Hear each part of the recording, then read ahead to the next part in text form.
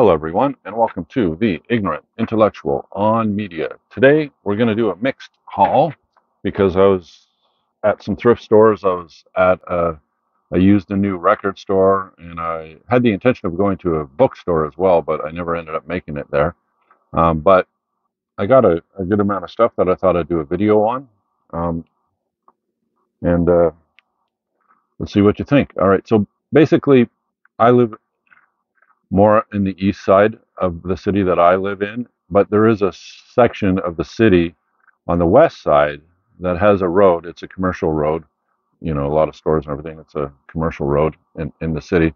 And on that, it has four thrift stores, um, a pawn shop, a used record store that also sells other media, a new and used record store. Um, so it has six places altogether. So four thrift stores, um, a used bookstore. So actually seven places. Hold on. Okay. So we got the used records. Okay. So we got the pawn shop. We got the pawn shop, used record store, the bookshop, and one, two, three, and four thrift shops. So seven places altogether. All right. So I went to five of the seven places. I didn't end up getting to the bookstore or one of the thrift stores because it started raining outside, and I didn't want to get any of the stuff that I got wet. You can put it in a plastic bag, but I prefer not to get plastic bags unless I get a really large amount of stuff. Save the environment kind of thing. I don't want to get more plastic and add it to the environment. Not that I'm a super environmentalist or anything. It's just uh, you know uh, why create more plastic when you don't need to, right? So so I just didn't want to get the stuff wet, especially at the bookstore. The books would get wet when I would get wet as well, leaving the car and then going to the store, and then going from the store back to the car. Whatever I bought would get wet as well, unless I used a bag or whatever. So um, by the time I went to the fifth place, I had enough stuff for that day, anyways. So, but it's a really good area of my city where you can get a lot of stuff. So anyway, so the first place I went was the pawn shop, and now the pawn each of these different places you'll notice as well in your city if you go thrifting or whatever. Each places have strengths in some areas and not and like weaknesses in other when it comes to items or inventory or whatever, right? So this thrift store um, is really good for used records for LPs. Okay, so they carry a bunch of Blu-rays and DVDs. They don't carry CDs. I haven't seen any CDs in that store in a while. But they have DVDs and Blu-rays and LPs and video games and things like that, right? So the problem is that their Blu-rays they sell for $5 and up, which is used wise, it's an expensive price. All right, so I can usually find Blu-rays anywhere between $2 and $4. So $5 is a bit much, and sometimes they'll charge $8 for some of their Blu-rays, and their packages, group ones, the box sets, whatever they charge a good amount for those as well, a little bit too much in my opinion. So unless it's something rare or maybe from a boutique label that's reasonably priced in that price range of boutique labels, I may pick it up. But usually it's the records that are there. But the records are pretty reasonably priced. The DVDs are $2, but I didn't see anything worth picking up for $2 when you can, find DVDs for $1 or less usually in a lot of places, especially when you go on Facebook Marketplace. Anyway, so I didn't pick up any DVDs or Blu-rays because none jumped out at me uh, and are worth the price that they're asking. Like they had a bunch of Disney films there, um, like Alice in Wonderland and other ones on DVD and Blu-ray. But the Blu-rays, um, they want it like 10, sometimes $15 for each one of the Blu-rays. Like they had the Jungle Book animated one for like I think it was $10 or whatever, right? and they had some of the newer, um, the live action films that Disney has been doing lately. Like the Jungle Book or the Lion King or Dumbo. These ones, they had two of those, um, and they wanted one was 12 and the other one was 10 for some reason, if I remember correctly. Coincidentally, I did not buy those, even though I wanted to. Coincidentally, I found both of those films later on in that day when I was at one of the thrift stores, and I got them for $4 each. So now you understand why I don't really buy DVDs or Blu-rays at $5 or $3 for a DVD, unless, like I said, it's a difficult one to find or whatever, right? So anyway, so I didn't pick up anything there. I looked over the LPs. Um, the ones that I was interested in, I already had, and the ones that I was interested in that I didn't have, they wanted too much for it. So I I just can't justify spending almost a new price for a used record if I can find it for new, because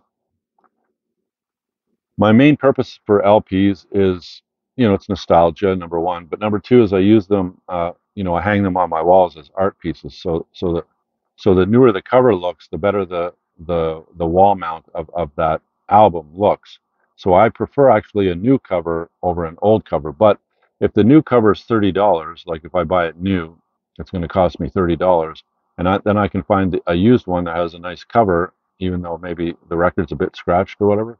Um, Depending on that price of the scratch record, I may pick that up because, like I said, I put them in frames and then I hang them on my wall is what I do with most of them. Or I go searching for LPs that never made it um, onto CD, and then I'll use my record player, my turntable, which has an MP3 slot, hook it up to my laptop, and then I'll transfer it into an MP3. If you've watched any of my previous videos, I listen to pretty much most of my music in my car on a flash drive, so I transfer all my CDs, like I got thousands of them, into MP3 files, put them on flash drives, and then listen to them in my car, right? So records I'll get, it's a tedious process to transfer them into MP3, so I must want that record a lot in order to do it, because it is such a pain in the ass to do. So I'll search for those records as well. But I have extreme difficulty spending, let's say, $30 on a used record when I could buy it new for that price, and then the cover is really nice. And I mean, I know that a lot of LPs, the new LPs, are digital transfers where they've taken them off CD and they've re-put them onto LP to sell them, rather than using the master analog tapes to make the LP. So some people find analog better than digital. So when they transfer a digital copy onto vinyl, it seems counterproductive. So a lot of audiophiles will avoid those type of records.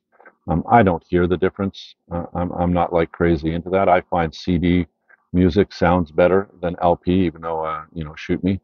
I don't find analog um, vinyl records sounding any better than digital, except for the beginning stages of CDs when they were transferring analog into digital onto the early CDs, in 84, 83, 84, 85, around that date.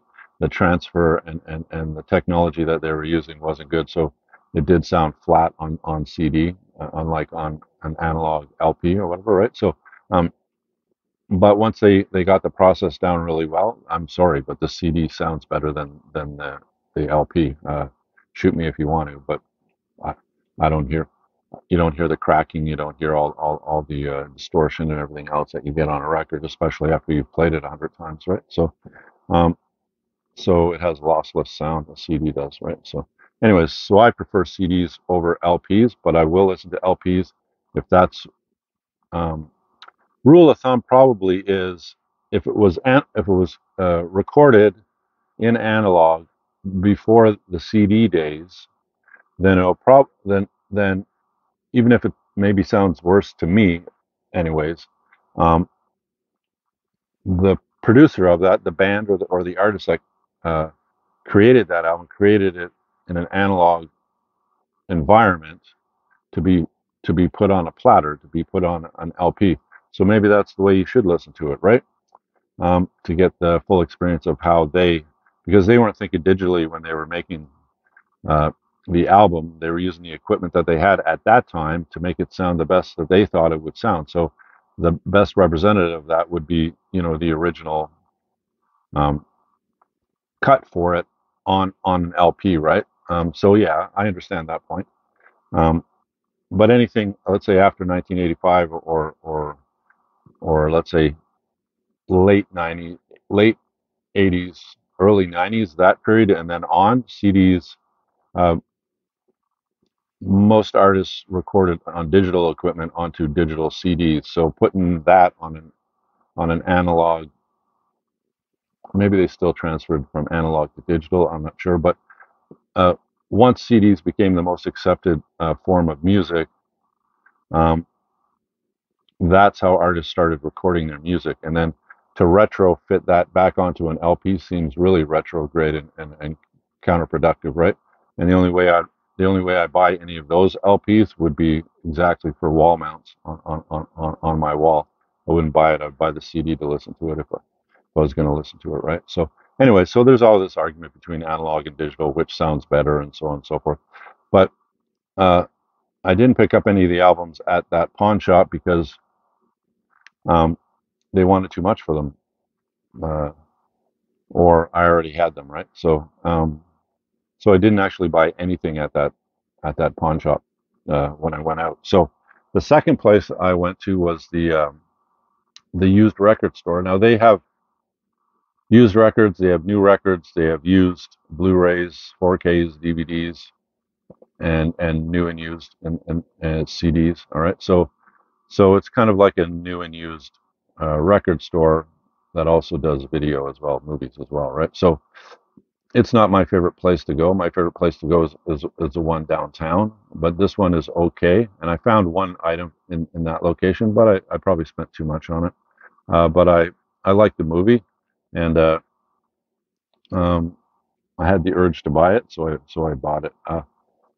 But basically, their pricing is like, I don't know how they stay in business with their pricing. Their LPs new are in the $50 to $60 range, and their LPs used are in the $30 to $40 range. So where I can go around the city and find used stuff for like $10 less, but I don't know how they stay in business. But anyways, I did find one, and their used DVDs are in the $7 to $10 range, and their used Blu-rays are in the $12 to $20 range. So you're not you're not getting anything cheap in that store. All right. So you're going to pay a premium to actually shop at that store. So it's not one of my favorite places to go, but it's on the way along there. And then just in the same mall or whatever is the thrift store that I frequent. So I went in there and I did find this. Okay. So I found only one thing in there, and it's this one here. All right. So it's the second Jack Reacher film on Blu-ray and DVD in a steelbook. All right. So I thought that was kind of cool. It was $14, including tax or whatever. Um, that's how much I paid for it, and it still had, this.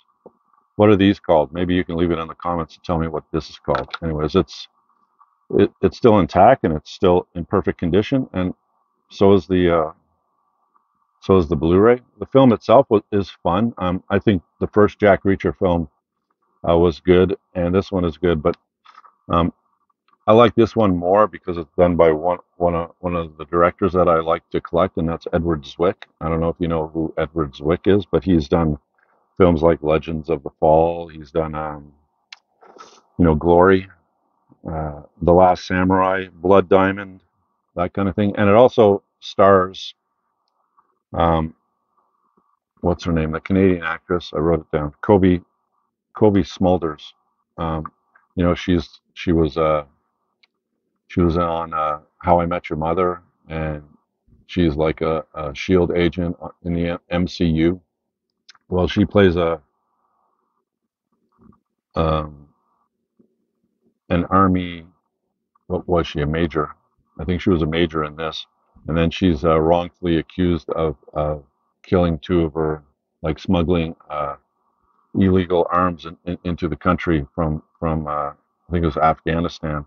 And so Jack Reacher, who's a friend of hers, all right, um, decides to go and clear her name or whatever, and it's basically a simple action film or whatever, right? But I spent the $14 on it because the Blu-ray is in perfect condition, and if you watch any of my previous videos, I love DVD Blu-ray combos because it saves me from having the DVD and the Blu-ray and taking up more shelf space. I like having them both together in one item to save shelf space, and then I use the DVD. I transfer it to watch it onto my laptop, and I use the Blu-ray if I want to watch it on Blu-ray upstairs or down here or whatever, right? So I like to have the DVD and the Blu-ray in one package, and this had it. So it's a really nice steelbook. It's a Blu-ray DVD combo, and it still has this, which is also really cool. So what do I do? What do I do with my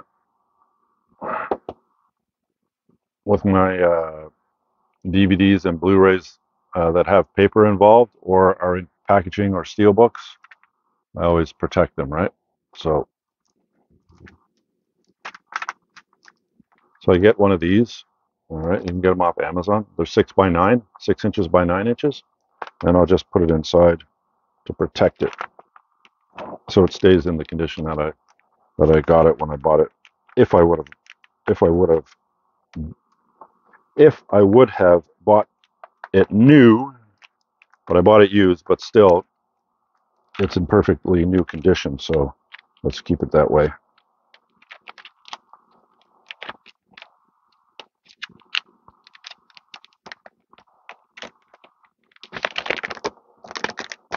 A little bit of maneuvering to keep the paper where it's supposed to be, right? Okay. So now it's in the bag. All right. Then there's a plastic strip that you pull off. All right. And you just kind of fold it. Now, when you do that, the thing's full of air, right? So then you just flip this over temporarily and push all the air out. All right. Okay. And you bring it back down and you seal it. All right. And there you have it.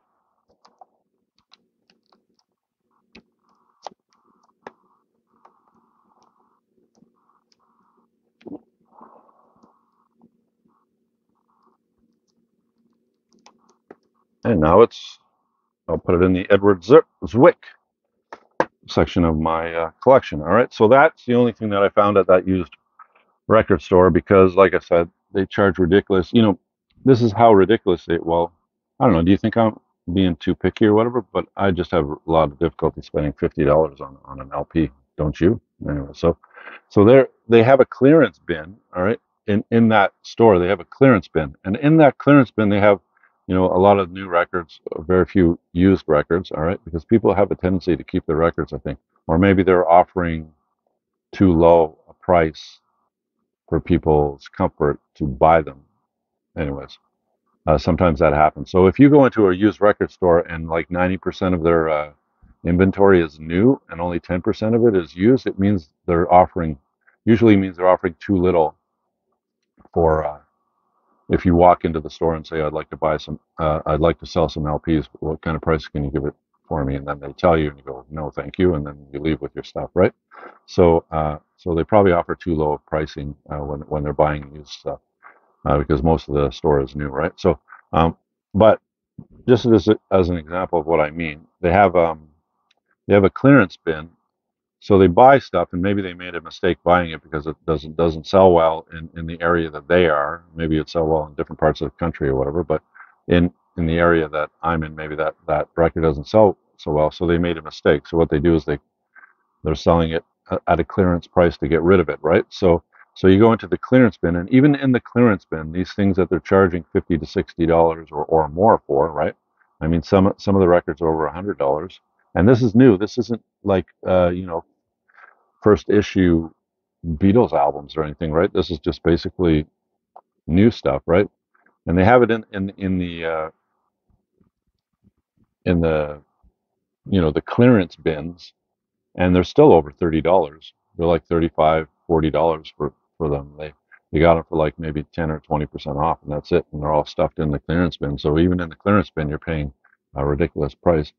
Anyway, so like I said, I only bought that Blu-ray because I said, okay, I think it's worth $14. A nice Blu-ray DVD digital copy of Jack Reacher's Never Go Back and in a steelbook. So I thought, okay, I'll pick that up. I have some extra money today. So I also saw Ant-Man there as well in a Blu-ray uh, steelbook as well, but they wanted $20 for that one. I went, yeah, I don't think so. Not 20, maybe 15 used, right? I have difficulty spending more than $20 on anything that's used, Blu-rays or DVDs or anything like that. Used, one film for over $20 used. Yeah, even if it's a steelbook, I don't know, unless it's a really rare one. I'm not. Anyway, so it just depends on. But Jack Reacher and Ant-Man, they were produced in the thousands, right? So it's not like they're difficult to find. But this one was reasonably priced. It was like just over 14 after tax, so I think it was $12 without tax. Anyways, okay, so that's what I picked up at the used record store, and then I went to the next place I went to was a thrift shop, and in that thrift shop, uh, they don't have a huge selection, but the stuff that they do have, they price very low. All right, so I found two books. All right, um, and I found them both for $1. All right, so the first one I found was this one, and if you watch previous videos of mine, I found this before. But this is a perfectly new. It doesn't even look like it's been read. Perfectly new. It's my all-time favorite book. It's Huxley's Brave New World, and I did a little review on it the last thrift store haul that I found this book at. And this is like, you ever see the film Conspiracy Theory with Julia Roberts and Mel Gibson, where he's like a CIA agent that's been brainwashed or whatever. Anyways, whenever he walks by a bookstore, he always has to go into the bookstore and buy A Catcher in the Rye or whatever. It's just some sort of um, compulsion of his. I have that same compulsion, but for this book because it's my favorite book. So whenever I find this book in a bookstore, I always like in a used bookstore, I won't buy it new or whatever because I don't really go into new bookstores. Anyway, so whenever I see this book and it's in good condition, I'll usually pick it up. I don't know why, I just do, right? So I'll probably just resell it, but I got it for $1. All right, and I will pick up books and things in thrift stores that I find are underpriced that could sell for more, um, like easily sell for more. I do I will pick that stuff up and resell it to have some money to pay for the other things that I buy, right? So I found two books in here. I found this one, which I've already read, so I'll probably resell, but it's one of the greatest novels of all time, probably the greatest dystopian novel, although a lot of people will say it's 1984, but I find this one a better read. And it's all about eugenics, if you've ever heard about eugenics, and it's about a society in the future where they create the babies, right, in labs rather than through procreation between a man and a woman. And in this society, you have sex for fun, not for procreation. Um, you are born and bred to enter a certain area in life and a certain job or whatever. They breed you that way. That's what eugenics is. And there's like 5 levels from the epsilons to the, anyways, they're all Greek numbers. All right. So alpha, omega, epsilon, that kind of thing. Um, and you're supposed to be happy because you're bred that way to be happy in your station in life. And basically, there's no crime in this new society because everybody is bred the way that they're supposed to do. And and when you do get lonely or depressed or some other human emotion takes over you, they have a drug called Soma that you can take that'll make you feel better. So it's all set up, and and what in this book, what happens is a savage, all right, somebody from outside this city or this society, because there are savages that live outside of it, enters the city, and you get he's kind of the representative of us in the past, because this is in the future, looking at this new brave new world, this new society, and how he reacts to it and everything. And it's an extremely good read. If you have not read this book, I highly suggest you do. I mean, you don't have to read it in an academic way. You can just read it for the enjoyment of it. It's extremely good. Any of Huxley's stuff is good. He's got essays and other things that are really mind blowing as well.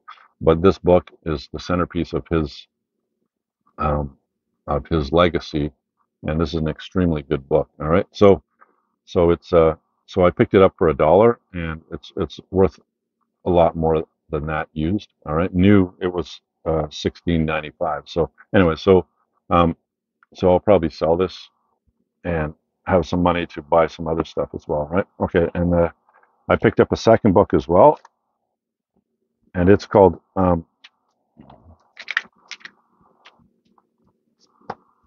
Double Indemnity. Did I say that right, or did I do an ignorant intellectual? And it's a novel by James N. Kahn, and it's the crime novel that the film was based on. All right, so this was published in 1943, and it's basically the beginnings of hard-boiled detective fiction. If you ever heard of that expression, hard-boiled detective fiction, Kahn is one of the creators of that style of work, and it's not a large novel. It's like just over 100 pages, I think. Yeah, 115 pages. So it's a quick read.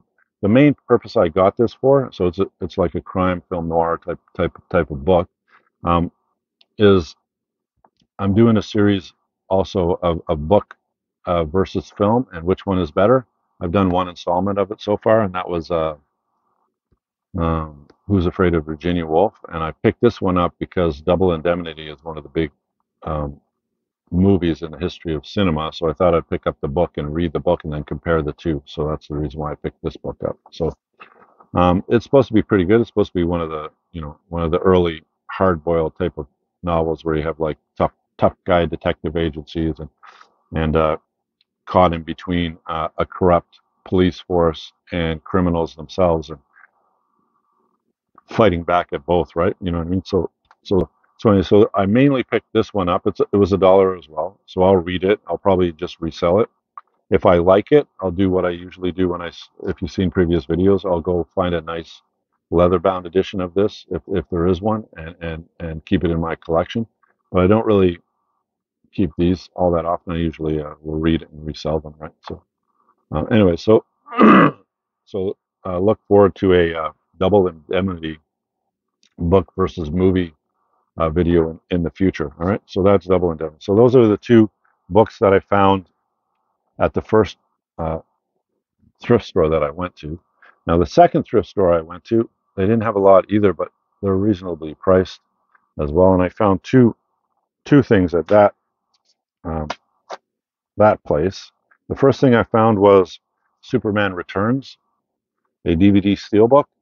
All right, and I got this for $2. All right, so you can't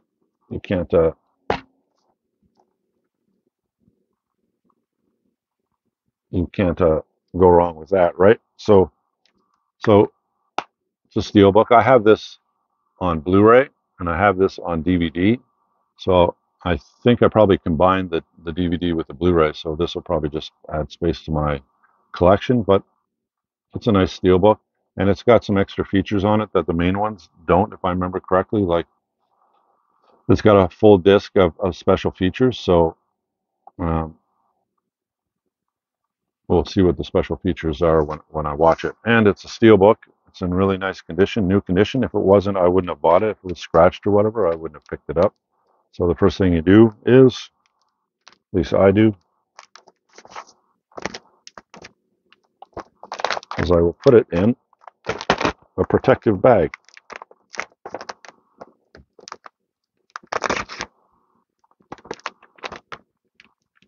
Now I don't have to worry about it getting scratched now. Because the only thing that will really scratch when you're pulling it on and off the shelf or moving things around to add or subtract other movies in your collection, because you're always moving stuff around, um, it'll just scratch the plastic, right? So that looks really nice, right? All right, so that's the first thing I got. If you haven't watched Superman Returns, basically Kevin Spacey plays, Lex Luger, who has this technology that can create like crystal islands and stuff that he gets from the from Superman's lair there. Whatever was it called? Man, my brain's not working today. This Fortress of Solitude, and he uses it. He wants to create a whole new island and sell real estate on that island, become a billionaire kind of thing. And then Superman comes back from a 5 year absence. It's basically, if you watch the Christopher Reeves Supermans, you have Superman 1, you have Superman 2, and I think you jump to this one after that, and you ignore 3, 4, and 5, or 3 and 4. I think it was 3 and 4. I think you ignore those two, and you jump to this one. So he leaves after Superman 2, I think, to go discover his world or whatever, to go find out about his world after he fights, those three super criminals from his world, Nog and all the. I think it was Nog. Anyways, it's been a while since I watched Superman 2, and then he leaves, and 5 years later he comes back, and I don't want to spoil the film if you haven't seen it, but it's been out for, it's from 2006, so it's like, what, 16 years old. You've probably seen it by then, so I'm probably not spoiling anything for you. But it's basically, he comes back after 5 years, reintroduces himself to Lois, who's already involved with another guy, and she has a son, and it goes from there, and he has got to fight Lex Luthor again. All right, so that's the first thing I found there. The second thing that I found is the complete series of The Lone Gunman. Not that this is very large of a series.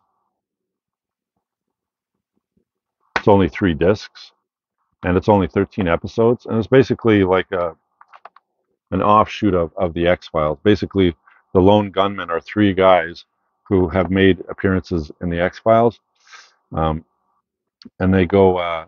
They're like big conspiracy theorists, and they expose things that the government are trying to cover up and everything. And anyway, so it's an interesting series. I'm not sure why it didn't last longer than one season or 13 episodes, but um, I'm not sure if I'll keep this or not. But I picked this up for like $5, so you can't go wrong with that. The complete series for $5. So I'll watch it. Maybe I'll keep it. Maybe I'll resell it. I'm not sure. Anyways, it's in really nice condition, right? If I do keep it, I will put it in a bag because it's paper. It's already starting to yellow a bit on the spine, and this came out in 2001, so it's 20 something years old. It's still in. It's got some rough edges here, and if you notice, it's starting to the white is starting to brown, right? So that's why you need to put shit in plastic bags to protect it. All right. So that's The Lone Gunman. If you've watched that series, um, were you disappointed that it only lasts 13 episodes, or you watch and you go, this isn't as interesting as the X Files, or it doesn't have the intrigue of the X Files, right? It doesn't grab a hold of you as much or whatever. Because I think it's a bit comedic as well, if I remember correctly. So tell me what you think of The Lone Gunman. Do you think think it was a good series? Most people didn't, probably, if it only lasted for 13 episodes, right? I didn't go to the bookstore, like I said, because used bookstore, because it was raining at the end. But I did get to the third thrift store before it started raining, and then it started raining when I entered my car from the third thrift store. So I didn't get to the fourth thrift store or the used bookstore. But what I did find at the third thrift store was a lot of stuff, so it's cool. All right, so the first thing I found was this book. It looks like this book is called Blade Runner, but it's not. It's called, in brackets, all right, Do Androids Dream of Electric Sheep? So basically, when this film came out, Blade Runner, that is, which came out in, what was it, 82? I think it was 82 it came out. And um, it wasn't super successful because at the time, that's when Harrison Ford was doing Indiana Jones. So this super adventure archaeologist dude, lots of action and everything, and he was doing Han Solo in the Star Wars films as well, another action hero except in the future now, right? And then he stars in this film, and it's a science fiction film, so people thought it'd be kind of similar to Star Wars in that it'll be an action-packed type of fun film to go see. And then when they went and saw it, it's more cerebral and it's more slow-paced. There are action scenes in it, but it's more a cerebral film about uh, the meaning of life and who gets to decide on what is life and what isn't. And it's a pretty depressing film, but it gained traction over time, and now it's considered one of the great films of all time, right? So what they did when they put this one out, now when they put this book out, let's look at the publishing. So so this is in its 40th printing, and it first was printed in May of 1982. All right, and they changed the whole thing. The the film was based on a book by Philip K. Dick called "Do Androids Dream of Electric Sheep?" All right, and it's a very good sci-fi novel, and it's what Ridley Scott based the film on, right? Um, so I picked it up. I've already read this book, and I've watched the film hundreds of times. It's one of my all-time favorite films. But I picked this up so I could reread it to do another one of those book versus movie episodes. So I'm going to reread this one as well because it's been 20 years since I've read it. Anyway, so I'm going to read this one as well and then do a book versus movie comparison. All right. So that was the first thing I picked up. Next thing I picked up is this, the Lawrence of Arabia, the Columbia Sony Pictures put this out. It won 7 Academy Awards. Came out in 1962. It's one of the greatest films from the 60s. One of the great epics. It basically tells the life of T.E. Lawrence um, and his fight with the Arabs. He kind of gets involved in Arab politics back during the Ottoman Empire, and he fights with the Arabs to free, like Syria and that area around Damascus and other areas, free it from the influence of the Ottoman Empire, right? So the Turks or whatever, right? So it's a great epic film. Lots of desert shots. The cinematography on it is extremely good. All right, and basically it's 3 discs.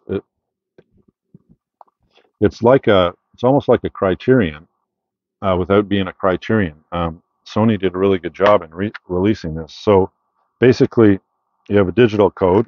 All right, I'll take that out. But basically, you have uh, 2 Blu-ray discs. All right, this disc and this disc. And then you have 3 Blu-ray discs. All right, and a soundtrack, a CD. Right. So you have a compact disc of the soundtrack of the. And then you have 3 discs.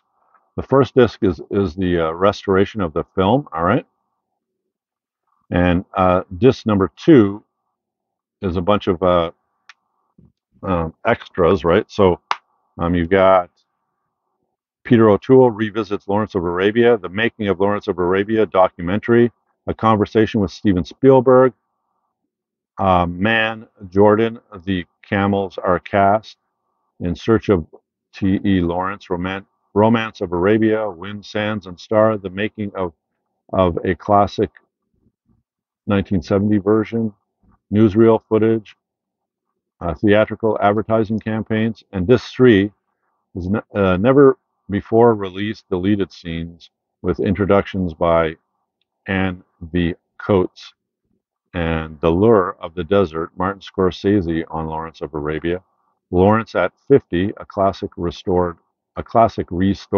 right, and In Love with the Desert, and a bunch of other stuff, right? So basically, um, Sony and Columbia Pictures went all out when they released this edition, all right, and it's extremely good. And I found it for $2. Do you believe it? $2. All right. So that's the first Blu-ray that I found.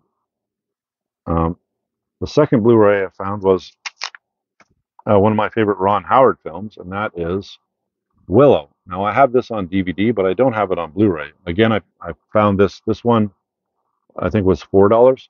Um, I found this one. Yeah, so this one was they were all $3.99. So this one was $3.99. This one was $3.99. It basically isn't a Blu-ray DVD combo, which I prefer, but this is one of Ron Howard's fun early films. He just finished Cocoon, I think it was Cocoon. He did before this one, and George Lucas approached him because George Lucas wrote the screenplay for this, and asked Ron Howard to do this film, and they did. It's basically a fantasy film, um, kind of like the beginnings of the Moses story, where there's a there's a prophecy that a baby will be born and will overthrow this evil queen that's in charge of this world or whatever, right? And so she goes about um, imprisoning all the pregnant women in the land or whatever. But the baby does get born, and before its caretakers end up getting murdered by the queen, they put it in a river, and it's picked up by a little person, all right, which is this guy right here, and he goes on a quest to bring this little person back to the tall people's village, and protects the baby with his life. He's joined by Val Kilmer, who's like a mercenary swordsman. Anyways, it's a big adventure film. Ron Howard did a pretty good job with it. The special effects, I don't know. You think they're dated by now? But I haven't seen this film in a while. But the story is strong enough, I think, that the special effects, if they are a bit dated, won't take away too much from the film. And I collect Ron Howard films, so this one was cool. I found this one. Now I can combine the DVD and the Blu-ray together, save a little bit of space on my shelves. All right, so that's Willow. Next, I found now just a while ago I found Fantastic Four's um, second film, Rise of the Silver Surfer.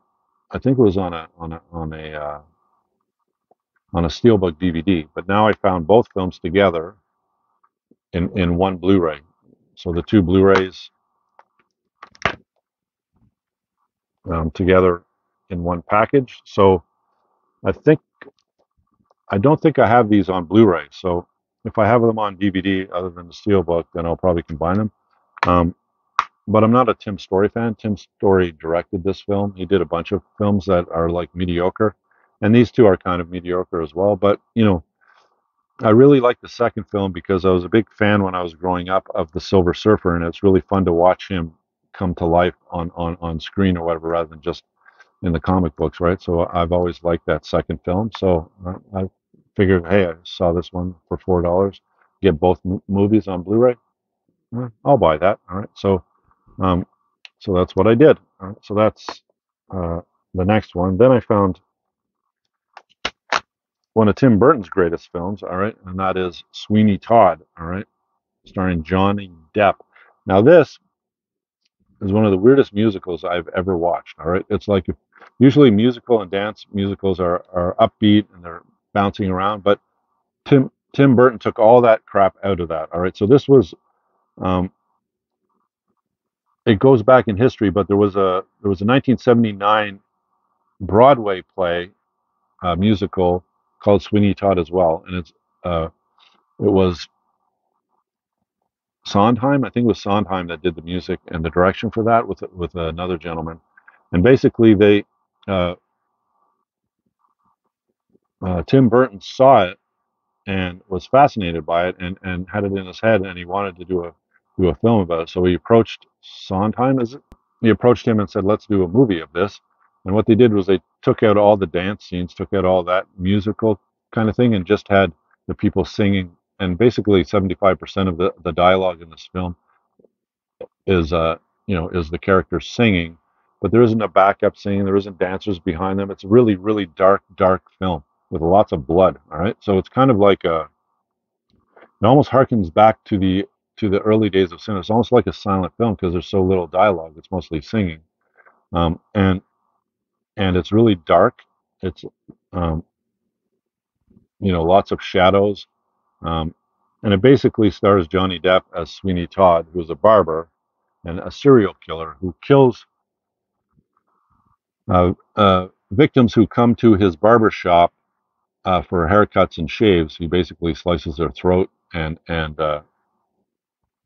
below the barber shop is a bakery, um, and they bake meat pies out of the victims. All right, so um, but basically his story is a revenge story against a man who coveted his wife and took her away from him and ended up throwing him in prison, a judge or whatever. And then he's come back for his revenge. Anyways, a very dark film, very sad film, a very powerful film, and it's Tim Burton's only musical, and it it's it's Johnny Depp's first singing part he's ever done, and both of them did extremely well. This is one of my all-time favorite musicals, and it's one of my all-time favorite Tim Burton films. All right, it's extremely good, and the singing is easy to follow, and the plot moves along so well. The story is it's a very simple revenge story, um, and anyways, I think you would enjoy it if you haven't seen it. And I have this on DVD, but I didn't have it on Blu-ray, so now I can combine the two again. All right, so that's Sweeney Todd by Tim Burton. All right, next up is The Jungle Book. All right, and this is the live version of the animated film. Right, so um, when these first started being put out, I had no interest in collecting them because the animated films, you know, if they're good, they're really good, and why make a basically these are basically animated films except live with live actors instead of cartoons or whatever, right? Because all the CGI effects in them, right? So they're kind of like live action animated films. But this one is directed by Jon Favreau, who I collect, through Iron Man and movies like that, like Elf and Chef. If you haven't seen Jon Favreau's Chef, he stars in it as well. That is an extremely good film. You don't think it would be a good film, and when you're reluctant in watching it, at least I was. But after I watched it, I went, wow, that is an extremely good film. Jon Favreau is a very good storyteller, and it's basically about a guy who has a food truck. And anyways, it has this passion for food that just sweeps you up and brings you along in the story because everybody likes eating, right? So anyway, so if you haven't seen Chef, and that one came out in 2014, so if you haven't seen Chef, go find it. But um, this one is a pretty good adaptation of the Jungle Book. I quite enjoyed watching this film, so it kind of still had that magic. Um, it may because it's more realistic. It looks more real. Scare some of the little kids. You know what I mean? So I'm not sure what the rating on this was. Um, Maybe it's PG. No, it was G. All right. So, but it may scare a few of the little kids, especially with the what's his name, the big orangutan guy coming out of the shadows and jumping at you and stuff, and other things where where the tiger is chasing Mowgli or whatever, right? So, um, but overall, and it's not a lot of singing in it. You have a couple of songs in it, but there's not a huge amount of singing. But it's very well done. It's very well done. So I actually quite enjoyed this film. So I found this one for $4. Like I said, that pawn shop at the beginning of my travels that day wanted, I think it was 12, 10 or 12 for this one, and wanted 12, I think, for this one. So this one is another of those. Um, this one came out in 2019. It's basically the Dumbo story, but in live action, right? And this film was very good as well. All right. So the thing about these remakes, though, is that you already know the story, right? So when you were a kid and you were watching, let's say, The Jungle Book, or you're watching Dumbo, you don't know the story, right? And you're watching it for the first time, and Disney magic kind of grabs a hold of you. But now that these films are coming out, you don't have that magic as much as you did with the early animated films, because you already know how the story goes, right? So you're basically rewatching it as a live performance rather than a cartoon. And but that hump, you get over that hump with both of these films. You know how these films go. You know how the stories go. Yet you're still swept kind of up in the story. And although you don't have that magic like you did when you were younger and you saw the cartoons for the first time, or the animated films for the first time, um, you do get sucked in, and you do feel, they are kind of feel good stories, and you do feel good after watching these. And this one is very done very well, and it's directed by Tim Burton of all people. So even if I had no real super interest in watching these as live action films, rather than the cartoons, um, Favreau did this one, so I was going to get it, and Tim Burton did this one, so obviously I'm going to get this one as well. And he did an extremely good job at this one, right? So, and this one is a Blu-ray and a DVD, and so is this one. So I like that as well. They're both Blu-ray DVD combos. And I think I forgot the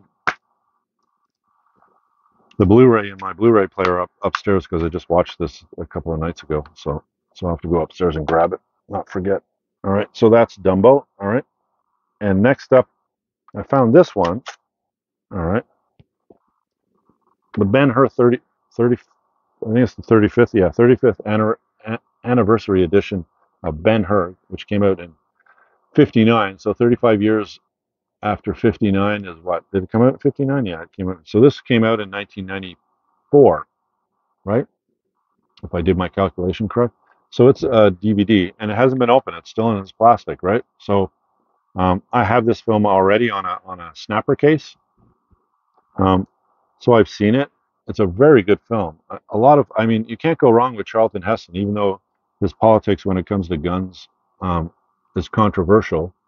And he was, the head of the NRA, the spokesperson for the NRA for the longest time. But his early movies, like Planet of the Apes and this one, and the Ten Commandments and so on and so forth, he was in a lot of big epics back in the heyday of MGM and those uh, those big epic films back in the '50s and the '60s, right? And this is one of the biggest ones. All right, it won 11 Academy Awards, and it's a very fun story. The actual I don't know if they'd ever be able to do it again. Thinking about it, the horse chariot scene, it lasted for what, like 30 minutes? I don't know how long it lasted, but it seemed like it was such a long, scene, that chariot scene.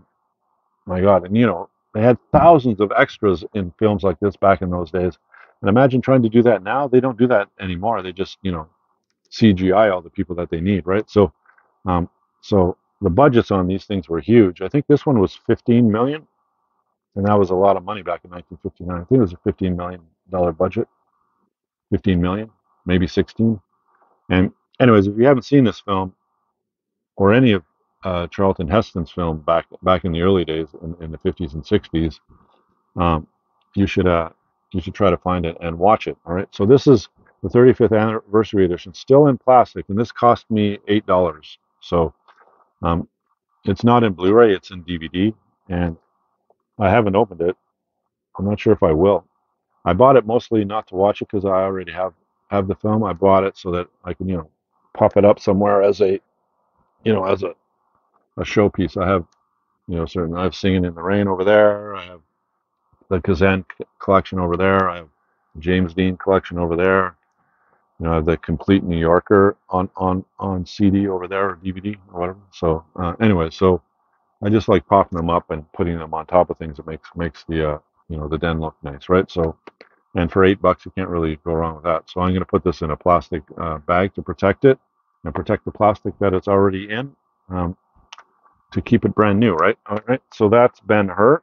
And the last thing I got at this thrift store, and the last thing overall, is a first edition of Table Talk of Samuel Marchbanks by Robertson Davies. Robertson Davies is one of Canada's greatest writers. All right, um, and this one is I think it's the second book in his trilogy of Samuel Marchbanks. Now, Robertson Davies was, if I remember correctly, he was educated at Oxford in England, and then he came to Canada and started writing for newspapers. And while he was writing for newspapers in Canada, he would take on a nom de plume, a pseudonym called Samuel Marchbanks, and he would write editorials in newspapers. I can't remember the main one he was in. I would have to look that up. Maybe I'll put it here. Um, uh, and he would write them as Samuel Marchbanks. And basically, he put out 3 volumes of this. I mean, you don't have to have the first or the third volume to have the second one. The first one, what was the first one called? This one's called The Diary of Samuel Marchbanks was the first one, and the third one was, I don't know what the third one was. It wouldn't say in here because this is the second one. It's something of Samuel Marchbanks. Samuel Marchbanks Almanac. That's what it was called. All right. So this one came out in 1949. So you had the Diary of Samuel Marchbanks, and you had this one, and then you had Samuel Marchbanks Almanac. All right. And they're 3 of the greatest books in Canadian literature. And this one I found at the thrift shop for $2, and it's a first edition. First edition, and it cost new. It cost $2.75 back in 1949. All right, and it's still in really good condition. And the slip cover or the dust jacket um, is in really nice condition as well. It has yellowed a bit over the years, but not a lot. And the pages and everything are perfect. So the only aging it has done. Okay, so when you don't protect your books, um, especially the slip covers or the dust jackets, um, your book will age anyways, right? So now this is made of pretty good paper stock, and it's in really good condition. All right, um, but if you look at that, okay, see that paper, it looks pretty nice, right? But then when you look at the top, because of all the dust and everything that got on this book over the years, that was on somebody's bookshelf, that's what it looks like. All right, I don't know if you can notice the difference. All right, that's the bottom. Now the bottom, you'd be standing here, so the bottom would be covered, right? And it would be dark, and it would be protected, right? But the top, all the stuff in the air will not land on it, right? And it ends up changing its color, and you get little patches and stuff on it, right? But still, overall, this book is in extremely good condition, and I got it for $2, first edition. So I will put this in plastic as well to protect it. And those are basically all the books and everything that I got from the 3 thrift stores, the used record store, and the pawn shop that I went to. So, have you seen any of these movies? Have you seen all of them? What did you think of them? You think Lawrence of Arabia is one of the greatest films of all time? It is. I think this movie is one of the greatest movies of all time, and the book is not bad either. Uh, how much I remember reading it, um, but I will read it again. Anyway, so that's what I picked up. Not too bad. It was a pretty good haul. I didn't spend a lot of money. Um, and now I have some more stuff to add to my collection. I hope you enjoyed it. If you did, leave a thumbs up. Think about maybe subscribing to my channel.